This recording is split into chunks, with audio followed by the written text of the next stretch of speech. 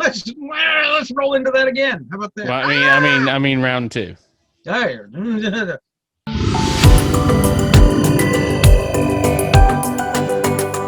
Hey, welcome back to Not So Southern Gentlemen. I am Ricky this time.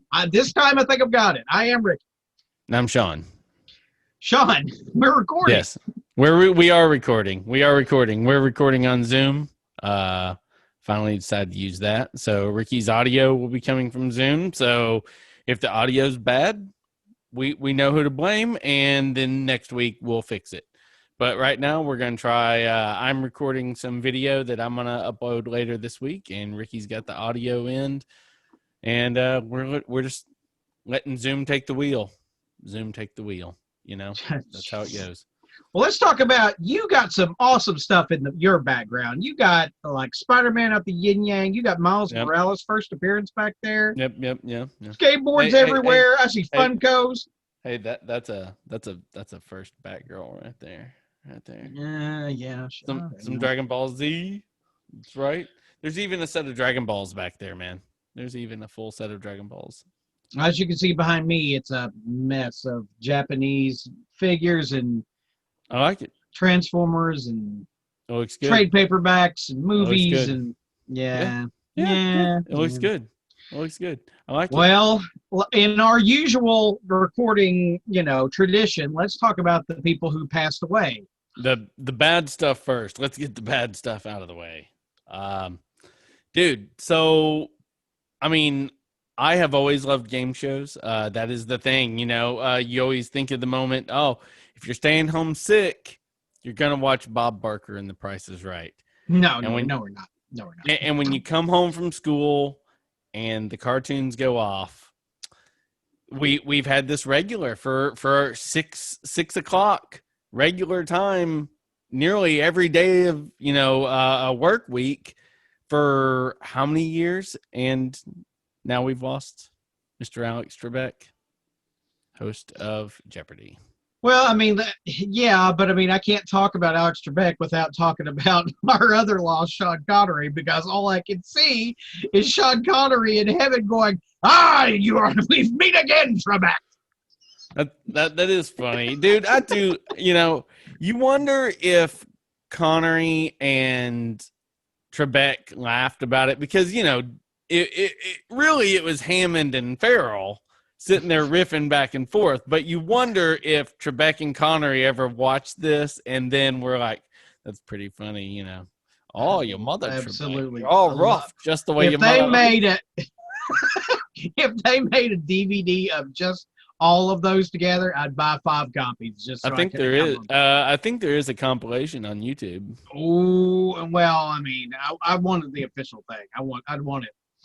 You want it like Jeopardy official or SNL official. SNL official, just roll it all out. Have a special feed. That'd be awesome. Whatever. That'd be awesome. So how long do you remember watching Jeopardy in your life? Like, I mean, your entire life? Well, my life, so game shows weren't a huge thing. My great grandmother was, of course, Bob Barker, The Price is Right. That's right. Whenever I had to stay at my great-grandmother's house, that was the one thing. She had the rolls of the empty rolls of thread, the wooden rolls in the cookie thing, and then watching Wheel of Fortune or whatever. I can't. Price is Right. I never was a game show person. Price is Right, Wheel of Fortune. I was not. No. My crazy. Mom was a huge Wheel of Fortune person. But I figured you would be a Jeopardy fiend. Jeopardy is tolerable. Like, actually, I skewed tolerable. Family Feud. I don't know why. But Jeopardy is something I do with my wife. My wife loves Jeopardy. Yeah, we will sit there and watch Jeopardy on Netflix. Yeah, we do that. We do that as well. Yeah, it's but fun. Not. It wasn't something I ever enjoyed. I wanted entertainment. Oh, dude. I remember playing Jeopardy on nearly every computer I've ever owned. Like, there used to be, I remember having a 10-inch floppy on our Tandy 1000, and it had Jeopardy. and I got it to where I knew every question by heart. You could go to expert mode, and just through sheer memorization, I had memorized nearly every question on their board. Like it, I played that game so much. I've always wanted to be on like College Jeopardy. I was like, yes, I would do that if I lived somewhere where you could go and audition and all that stuff. Oh, I would eat Jeopardy alive. I love it. So, I mean, in high school, I did do Quiz Bowl. Oh, I did Quiz Bowl. That was, Absolutely. Oh yeah, I man. don't know I why I loved it. didn't watch Jeopardy, but yeah. Yeah. So as we lose Mr. Trebek No, and hold on. we, I'm not we off lost. Trebek yet Oh, because okay. Alex Trebek, great guy. Yeah, incredible. Always known about how a good guy. I mean, like he's just a great guy. Right. And then he pops up in the middle of X-Files with Jesse Ventura.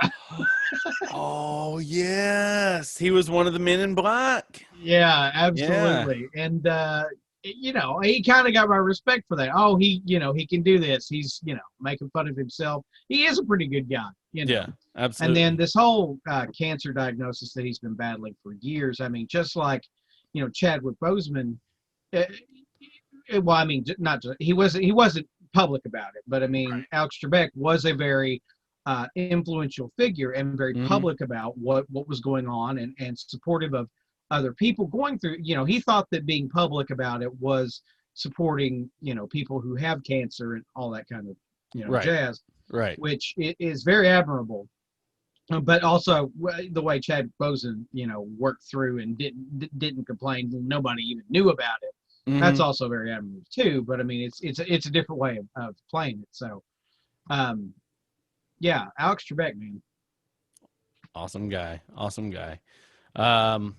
Then actually chronologically, before we lost Trebek, we lost Sir Sean Connery. I believe, was he knighted? Isn't he Sir Yes, Sean Connery? yes. Yes. So Sir Sean Connery, 90 years old, lived an amazing life. I would think so. Definitely influenced not just the people around him, but the entire planet. Like everybody knew who Sean Connery was.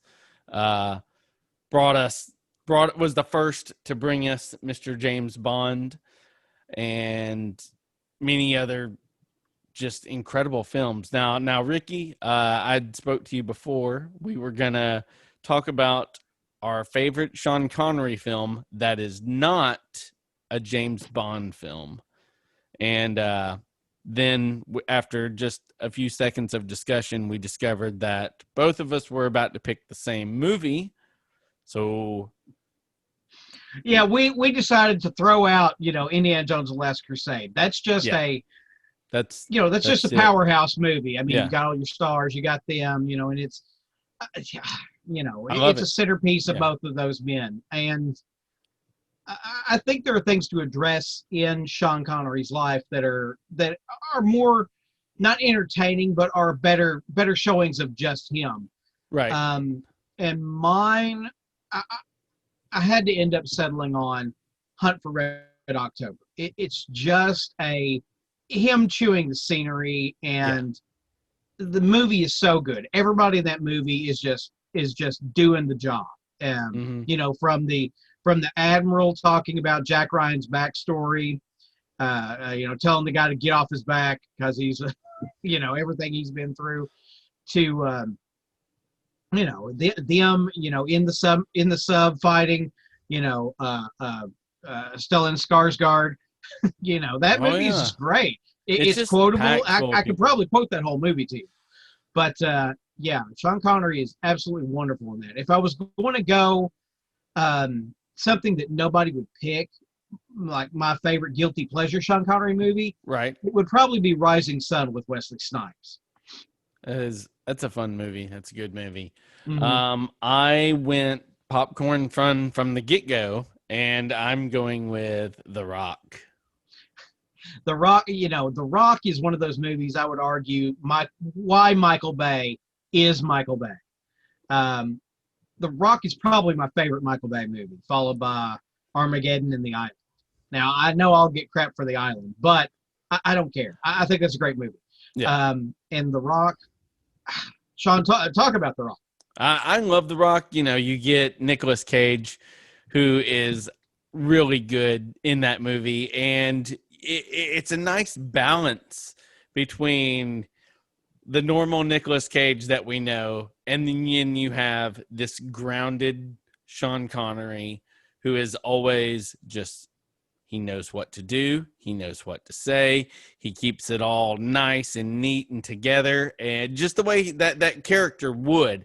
And you know, you gotta love Sean Connery in that role, because they have unique chemistry in that movie. You know, it is Michael Bay fun. It is a lot of explosions, a lot of booms here and there, but you know, if we're throwing out James Bond and we're throwing out Indiana Jones, I got to go with The Rock. Got to have some fun in there. Well, I mean, The Rock is also, you know, one of those movies that's just power packed. I mean, you said Nicolas Cage. It's also got Ed Harris, one of my favorite character actors in there. John Spencer, who was in The West Wing. Michael Biehn is in there for our you know, RoboCop, not RoboCop, Aliens and Terminator. Tombstone. Yeah. Johnny Ringo. The thing about Connery is he always had an ensemble around him. I mean, look at the movies we've named, The Hunt for Red October and The Rock. And those are both Sean Connery films, but you look at everybody else around them and there's no slouches. But still, Connery shines above all of them, which shows you just the amount of talent that we lost when we lost Sean Connery. Let's not forget Time Bandits. I forgot Time Bandits. So let's say favorite Sean Connery James Bond film. What was yours? We did talk about this earlier, but what did you land on? I'm going with Goldfinger. Goldfinger. Yes. I think I'm going to have to say From Russia with Love. First ever James Bond film, I believe. Correct? From Russia with Love. No, that was On Her Majesty's Secret Service with the one Secret guy. Service. Yeah. You're right. Yeah, before that was what, Dr. No, and then From Russia with Love. So yeah, that's a good film, man. You know, if you know, we had said no Bond, but now we're talking Bond. But how can you not talk Bond when you talk Connery?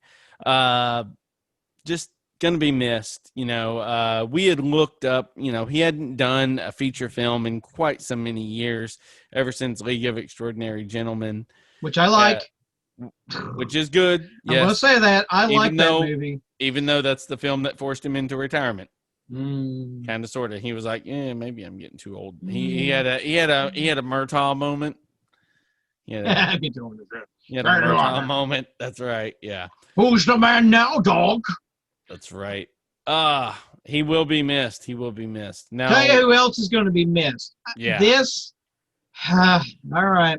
So, dude, Harry Potter. I like Harry Potter. Don't get me wrong. Yeah. I've read the books. I think the movies are great. In comes Fantastic Beasts. I like them. I know there's some people have some problems with it because it's not Harry Potter. But I mean, right. It's you know, history of Harry Potter. It's fine. And I thought Johnny Depp was great in this. Yeah. But Warner Brothers asked him to resign from the movie, which he did.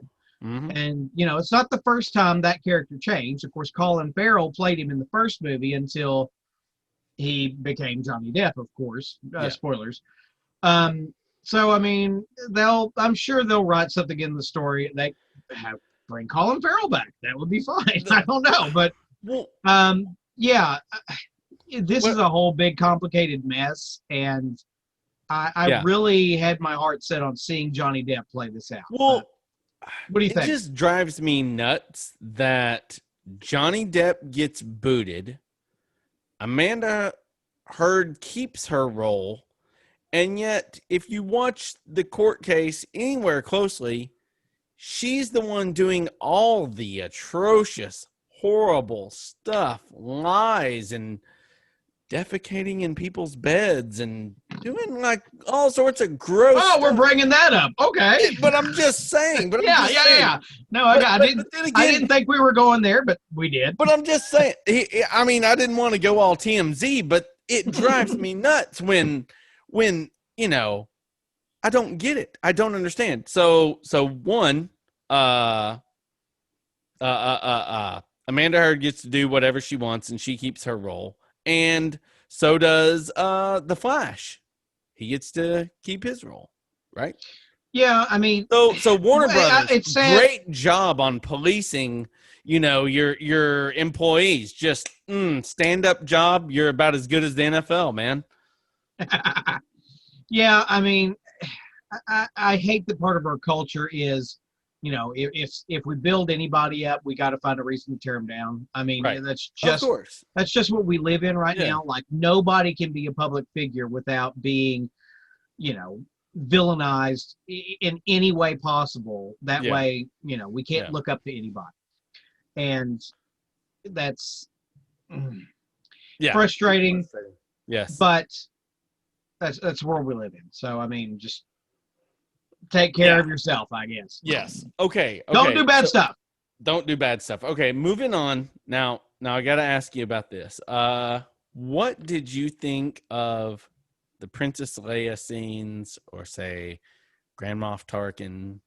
What did you think of those characters being brought to life after those actors and actresses have passed away? What did you think about their presentation in those films? So, well, that's a complicated question. I don't have a problem with it as long as the family, the estate, or whatever, and everybody's like, yes, if you're going to honor them, go ahead. Let us know. And this is all contingent on you have a great story, you have a great idea to give them a great send off.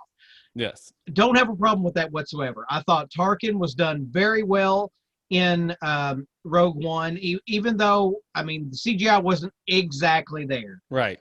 I thought it was great. And it would have been goofy not to include him in the story. Because, I mean, he was a major part of it. And Leia in Rogue One was wonderful. Leia in the final trilogy, Rise of the Skywalker, is whatever. I don't have a problem with her at all. How those movies were filmed, how they're written, that's another story. But no, I don't have a problem with this at all.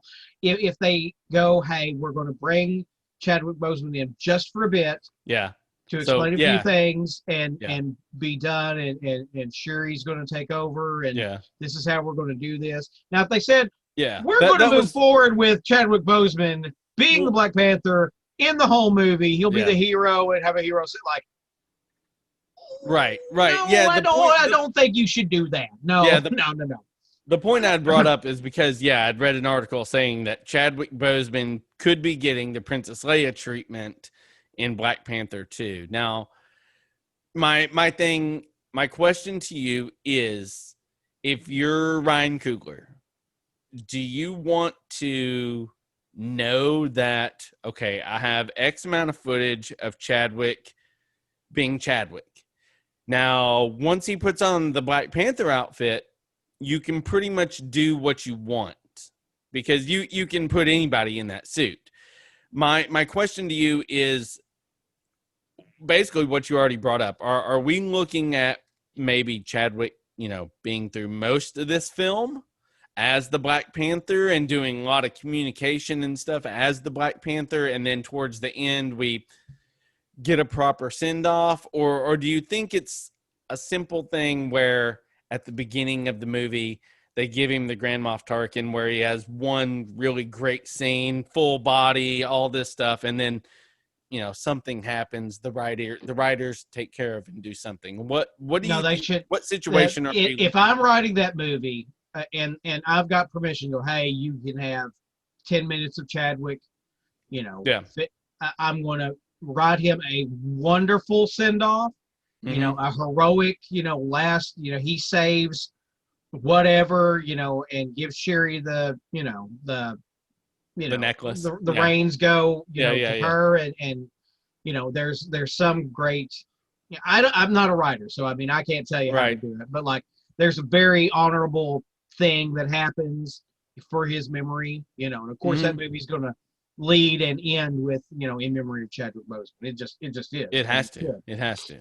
Yes. And I don't think I don't think anybody could look at that movie and go, yeah, let's make this a Chadwick movie and just CGI him through the whole thing and think that's okay. I mean, the second, just below that would be, well, let's cast a different actor and keep Black Panther going, which, man, I don't. Say no. No. I want. I say no.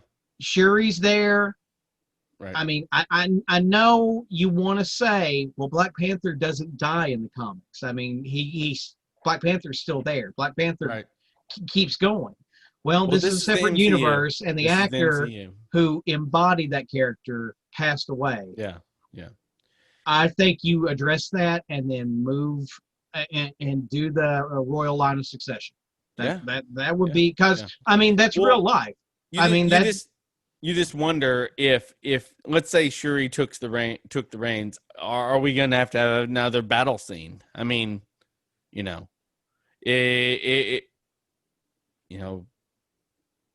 had to fight his way to be the Black Panther and to be the king. You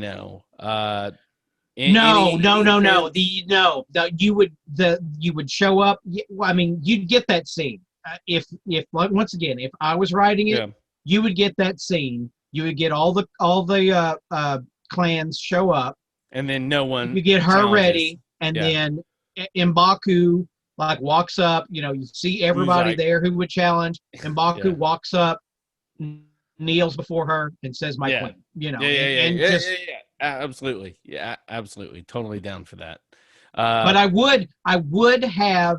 I'm sorry. Now you got me thinking. I would have M'Baku play a much bigger role. Not pushing aside Shuri. Please, we in this household we are M'Baku fans. Maybe like Shuri puts on one Black Panther outfit, and then they're in the middle of a fight scene, and out of nowhere comes M'Baku with another Black Panther. Oh, outfit. he gets the silver one. Yep. She's wearing the gold one. Oh. I mean, she's the Black Panther, but still, I would love to see M'Baku get more screen time. Absolutely. We love that character in this house. Yeah, and he's a great actor. Yes. That guy is wonderful. Yes. My friend, we've been a couple weeks without a podcast. So we've got a little bit of a backfill going. We have 2 episodes of The Mandalorian to discuss. And I want to ask you, is that magic still there? Is that magic of season 1 still there? Or are we already seeing some of it's flaking off, man? I hope we're not looking at fool's gold. Well, I don't think 2 episodes is a fair way to even look at that. Now, if we were 5 episodes in, you might could make that kind of call. This is something, you're fully invested in this. You're ready to rock. I mean, and I'll tell you what you're getting at in my perspective. Excuse me. Gosh dang it. Episode 1, season 2 is wonderful. It is wonderful. It is a Wild Wild West, 7 Samurai again. And the fan service that happens is amazing. And if you haven't read the book about that does origins of all this stuff, which I haven't, but I got a summation of it a long time ago because I was really interested in the character he was playing. And Timothy Oliphant in that episode is just wonderful. Freaking love Timothy Oliphant. There's rocket firing action. There's there's not a lot of child. I mean, honestly, there's not. But the way they save the village, the people they interact with, what was going on. That episode was wonderful. Great way to start the first season. Yeah.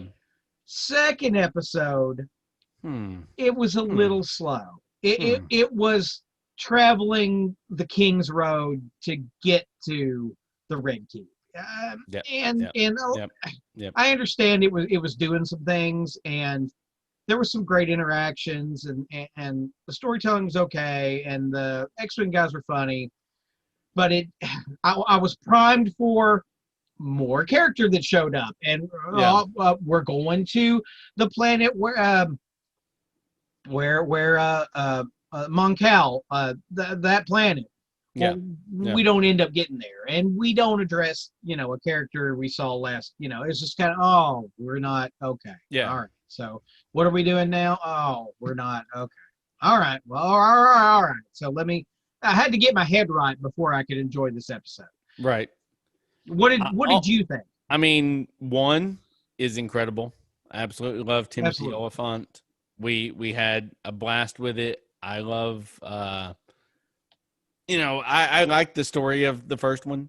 The second one, yeah, definitely just I needed more. Maybe we're the ones doing this. Maybe we loved season 1 and we were so ready for 2 just to hit the ground running, and it's not hitting the ground running. It's hitting the ground walking. Yeah, I mean, So, you may need the bigger arc to see why that episode was right, planted right. there. Right now, just after seeing it, feels like filler. It Yeah, felt like a filler yeah, episode. yeah, It really yeah, did. yeah. Episode 2 of season 2, you got the frog filler. That's about it. It was okay. I mean, I watched it. I enjoyed it. When it was done, though, I do have the feeling that I was ready for episode 3. episode 3, That's yeah, I'm ready for episode 3. It needs to give me something. I need to see something. I need to have, a force interaction, some cool gadgetry, entertain me. I don't know. Give me bright, sharp sparklies right in my eyes. I'll be happy.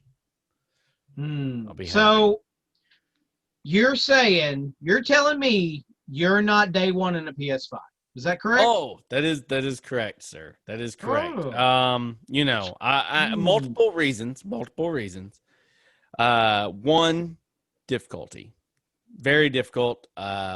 My friend group of my gamer friends, one of us got a PS5 on pre-order. One of us. And all of us tried multiple. And all of you are pro gamers. I mean, you're not sitting here doing videos on, but I mean, you guys are hardcore gamers. Yeah.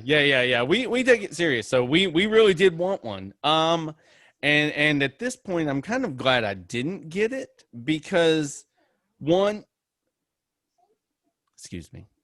Oh, I got the same thing going on.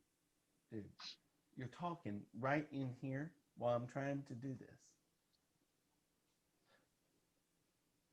Okay, let's see. The difficulty of finding it is one thing.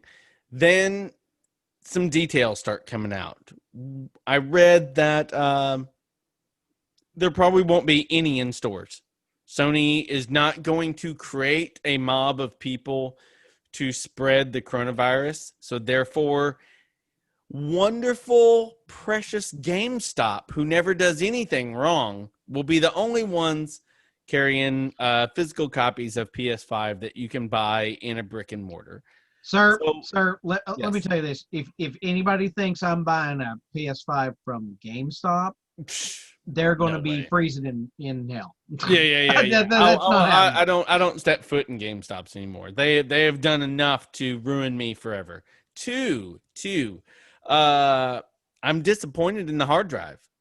I personally, on my PS4, I have a 500 gig hard drive. I also have a 1 terabyte external hard drive that is hooked up to it. And my 1.5 terabyte is probably about 80% full right now. And that's PS4 games.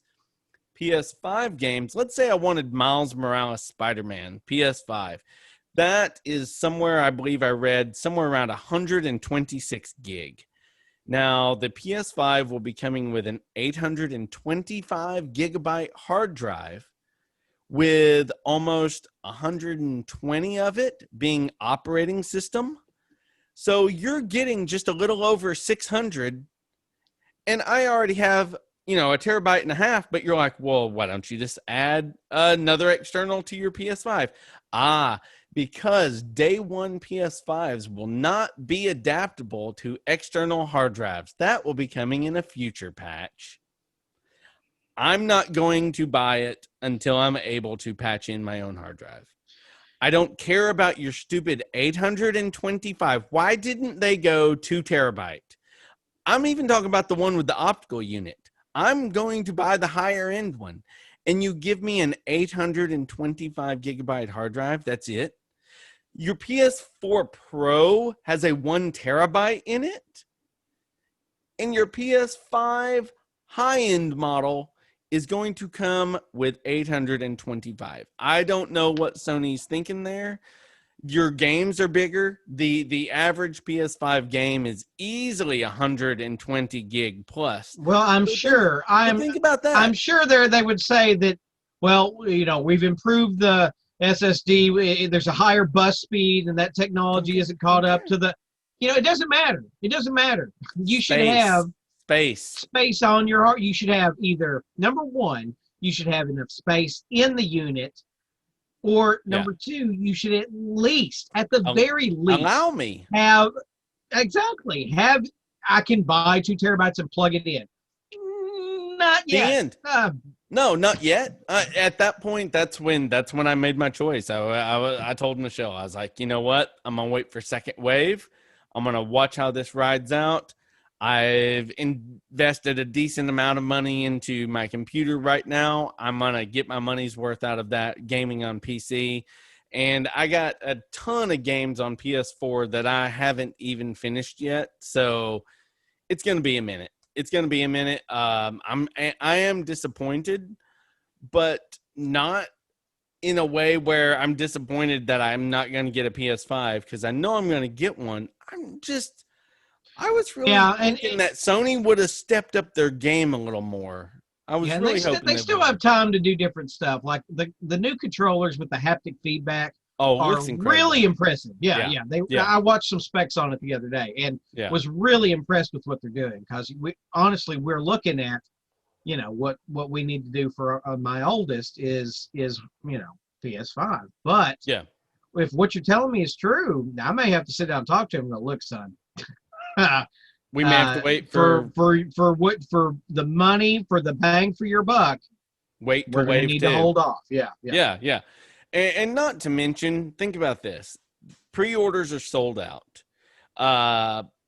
GameStop's your only brick and mortar choice, which means you're going to have to wait for online supplies to refill. I just don't feel like playing that game. Honestly, if I wait till June, July 2021, when several 100,000 PlayStation 5s have went across the shelves and sold out and people have found bugs and software patches have been pushed. So what? I miss out on 6 months of PS5. I was pretty much close to 8 or 9 months before I jumped on PS4 just because of I think life. So what systems did you day one? Day one. I don't think I've ever day one any system. I have never. Oh, really? I've got you beat on that. Are you kidding me? So I day one PS2. Yeah. And PS3. I mean that because I've been off gaming for a very long time. It went for, as I've discussed before, mine went Atari, went Nintendo, went Sega Genesis, and after that there was a hodgepodge of this and that, whatever. But then when PlayStation happened, like you were there, we were all at Dawson's house playing Battle Arena Toshinden and Tekken like every night after close. It was just a thing. Then Resident Evil happened, Resident Evil 2. And it was back on. We had Castlevania on the PlayStation 1. You had all the Final Fantasies that came out. Everybody I knew was back into gaming hard. Yeah. I mean, and we all grew up basically at the same time. We were away from gaming for a while. I mean, me Right. personally, and a few other people I knew just hadn't touched games in a while. We weren't hardcore people at that time. But then the PlayStation just broke that way back open. Yeah. I mean, it was just tore that wound open. It was bleeding everywhere. Oh yeah. So Yeah. Now PS2 I got for Christmas. And then PS3 I have a pretty good excuse because I wasn't in the country. I did buy it 3 days after I got back into the country though. that So count. I mean, so like okay. So yeah, the first time I was yeah, physically first able to buy a opportunity you had, PS3. you bought it. Yes. Yeah. I bought a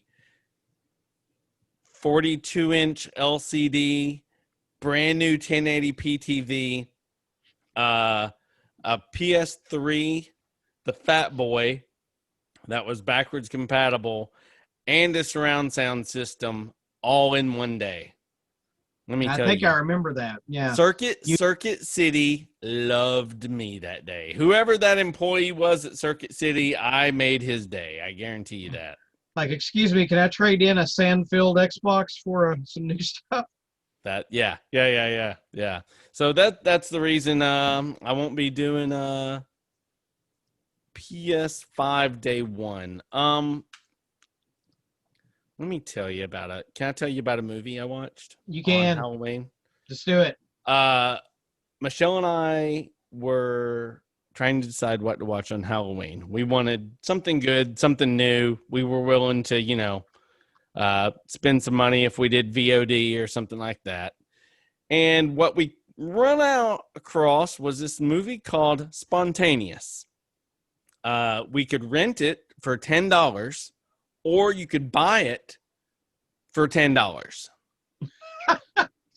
So we bought it. We bought it, and on trailer alone. Now this is a dark comedy. I would say very, very dark comedy. Mm-hmm. Takes place in a high school, and in the opening scene, this girl is just giving her No, rundown of it, and the girl in front of her, boom, explodes spontaneously. that's right. Okay, I have seen the trailer for this. I Yes. started to say, is this the Vince Vaughn? No, that's Freak. That's No, Freaky or yeah. something. Yeah. This is But no, I where did see this trailer. Yeah. Go ahead.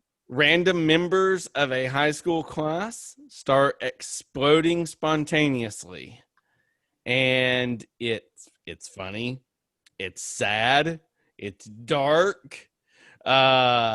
If those three things sound like a good movie mix for you, then you will enjoy Spontaneous. We really did. We've enjoyed watching it very much. The acting was really well done. A lot of good young talent in that movie. That honestly, the MCU should start looking at that. There's some pickings there for young X-Men that would be wonderful, honestly. But I really like this movie. I don't want to tell you, because I say the words dark comedy, I want you to know that this does not guarantee happy, fun, joy times throughout the entire film. But Mm-hmm. I would definitely consider it a dark comedy. If you want to check out the trailer for Spontaneous, you can buy it for $10 on Google Play. Definitely fun Well, I've time. got a movie review as well. What you So, got? Amazon Prime finally got Terminator: Dark Fate. Nice. Have you seen this, Sean? I have not.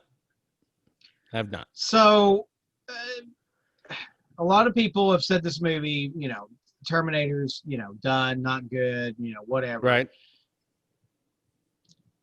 Not bad. I really liked it. I mean, it was.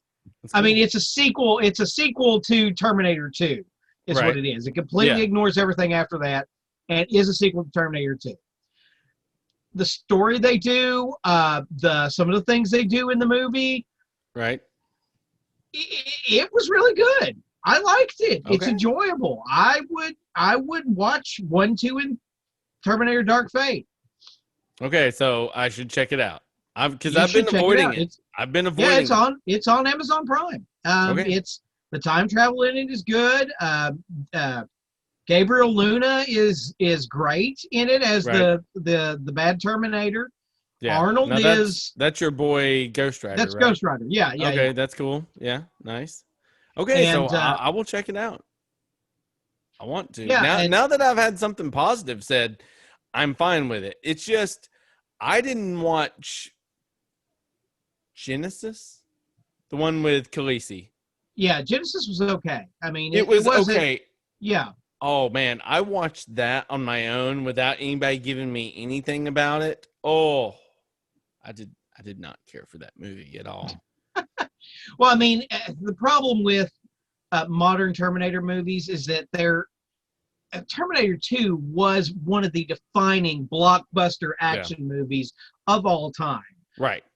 And And it's always none going to of get them ever compared. really lived Yeah. up to that. I Yeah. mean, Well, it's especially like saying, well, Jurassic World isn't as good as Jurassic Park. Well, no, duh. Like, well, that's kind of. I think Jurassic World is just as good as or close to as good as Jurassic Park. Now, Jurassic Park has that huge nostalgia yeah, rift going yeah, for it there, yeah. but I And I mean, think that's what it's the pretty deal. good. I T2 mean, pulls that as well. T2 pulls on those strings yeah, for yeah. sure. But Oh, anyway, it's on Amazon Prime. okay. I So will check it I'd out. recommend you watching it. Yeah, before Nice. before it gets out of there. All right. Well, my friend, if you got anything else this week, No, all I'm right. done. Well, if you Oh want to no, find, wait, I'm not done. no, I'm he not done. does. He's not done. Breaking news! Breaking news! Insomniac just announced 6 minutes ago that PS4 Spider-Man saves will transfer to the PS5. Ooh. Still not making So me want it. now I'm just saying. Oh, I know. Does that I make know. you want to get it now? No. But No. yeah, I That mean, is nice. I That's did know nice. this was a Nice. big thing that Yeah.